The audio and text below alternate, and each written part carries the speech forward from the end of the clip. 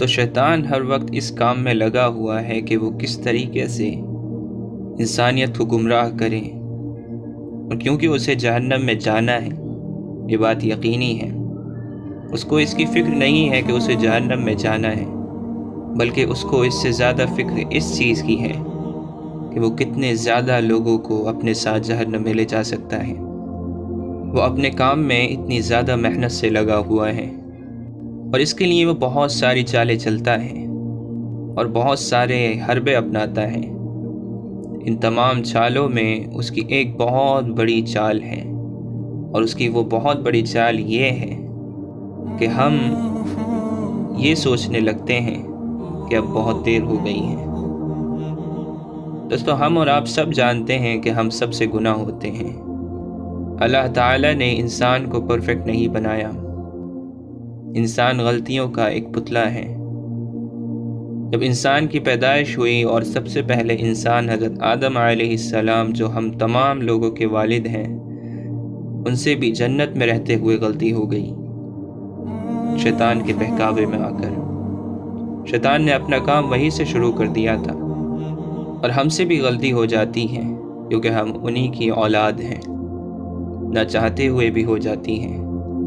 ہم میں سے بہت سے لوگ ہیں جو کسی گناہ سے ایڈکٹ ہیں، ان کو اس کی لت ہے، اور بہت سے لوگ ہیں جو بڑے بڑے گناہ کرتے ہیں، بہت بڑے بڑے گناہ، اور اکثریت تو ایسی ہے جو چاہے بڑے گناہ نہ کرے، کسی سے ایڈکٹ نہ ہو، چھوٹے چھوٹے گناہ تو ہم سے دن میں کئی مرتبہ ہو جاتے ہیں۔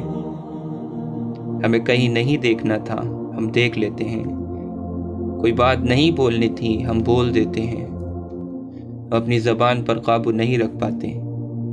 لیکن دوستو پریشانی جب پیدا ہوتی ہے جب شیطان اس چیز کا فائدہ اٹھانے لگتا ہے۔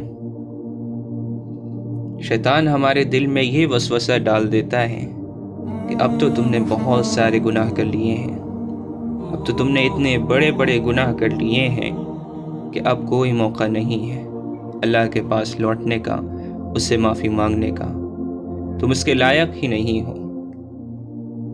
بہت سارے لوگ اس چیز کے شکار ہیں، اور اگر ہم توبہ کر بھی لیتے ہیں تو ہمارے بارے میں، ہمارے دل میں یہ بات تو ضرور ہی ڈال دیتا ہے کہ ہم کبھی بھی اس مرتبے کو، اس مقام کو نہیں پہنچ سکتے جس کی ہمیں بچپن سے یا ہم جس کی چاہت رکھتے ہیں، کیونکہ ہمارے اندر وہ صلاحیت ہی نہیں ہے۔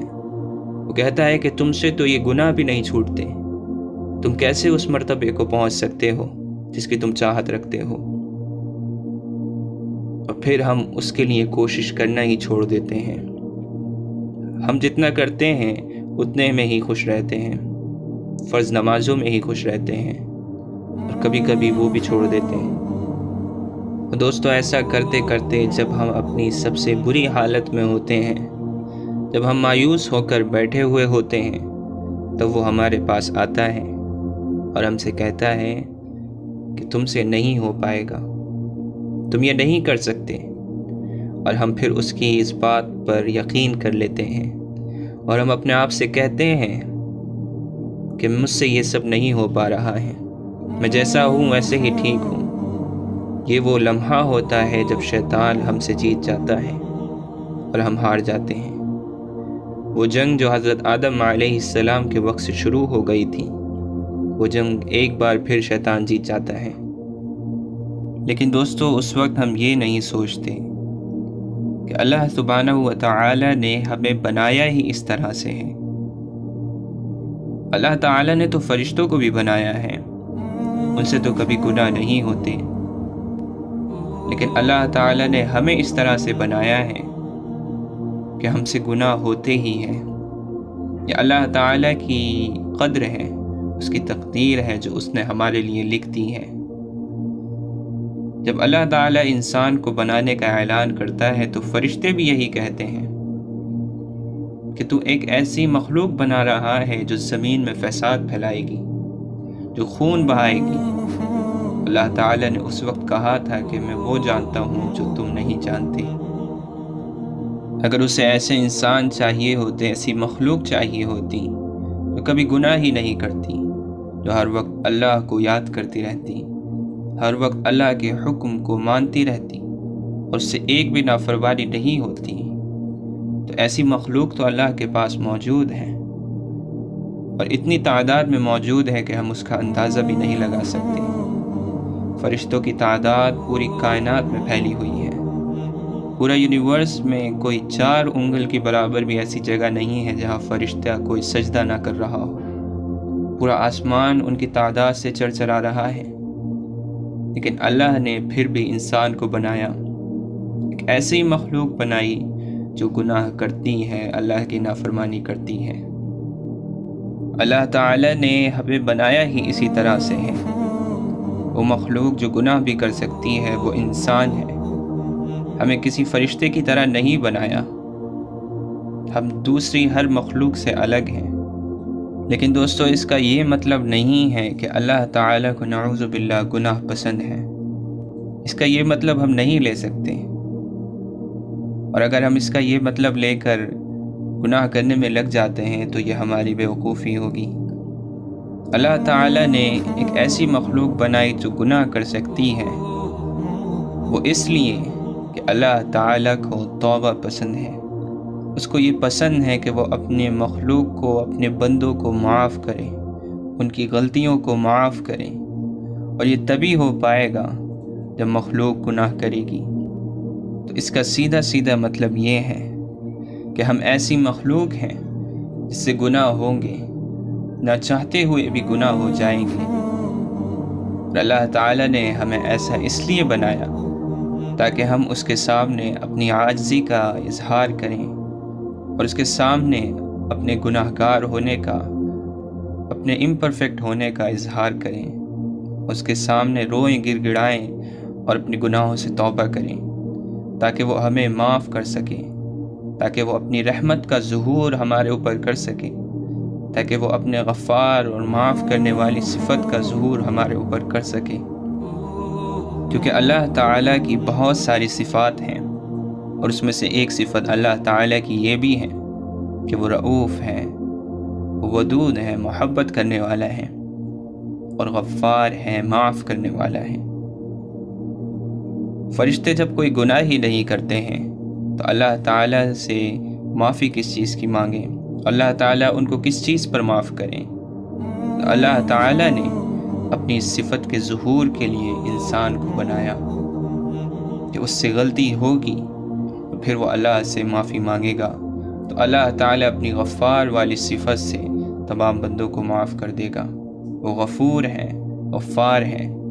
ان تمام صفات کا ظہور تبھی ہو سکتا ہے جب ایک ایسی مخلوق ہو جو گناہ کرتی ہو، اور جب ہمارے سمجھ میں یہ آ جاتا ہے تو اللہ کے نبی صلی اللہ علیہ وسلم کی وہ حدیث بالکل صاف صاف سمجھ میں آ جاتی ہے کہ اگر تم لوگ گناہ کرنا چھوڑ دو تو اللہ تعالیٰ تمہیں لے جائے گا اور ایک ایسی مخلوق لے کر آئے گا جو گناہ کرتی ہوگی اور اس کے بعد اللہ سے توبہ کرتی ہوگی، اپنے گناہوں کی معافی مانگتی ہوگی، اور پھر اللہ تعالیٰ انہیں معاف کرے گا۔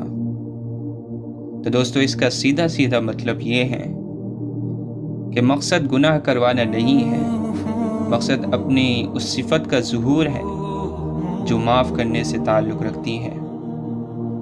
اور اگر ہم گناہ کرتے ہیں جو کہ ہماری فطرت میں ہے اور اس کی توبہ نہیں کرتے ہیں تو ایسا بندہ اللہ کے اس مقصد کو پورا نہیں کر رہا ہے۔ لیکن وہ بندہ جس سے نہ چاہتے ہوئے بھی گناہ ہوتا ہے اور پھر اس پہ توبہ کرتا ہے، شرمندگی کا اظہار کرتا ہے، وہ اصل میں وہ بندہ ہے جو اس مقصد کو پورا کر رہا ہے اللہ کی توفیق سے اور اللہ کی رضا سے۔ اس لیے دوستو، اس بات کو ہم اس طرح نہ لے جائیں کہ ہمیں اللہ نے گناہ کے لیے بنایا ہے، بلکہ اللہ تعالیٰ نے ہمیں اس لیے بنایا ہے کہ ہم اس سے معافی مانگیں، چھوٹے بڑے، نہ چاہتے ہوئے یا چاہتے ہوئے، جان بوجھ کر یا انجانے میں کوئی بھی گناہ ہو، کسی طریقے کا بھی گناہ ہو، ہم اللہ سے اس کی توبہ کریں، اللہ سے اس کی معافی مانگیں، اور پھر اللہ تعالیٰ ہمیں معاف کرے، تب جا کر یہ پورا مقصد پورا ہوتا ہے۔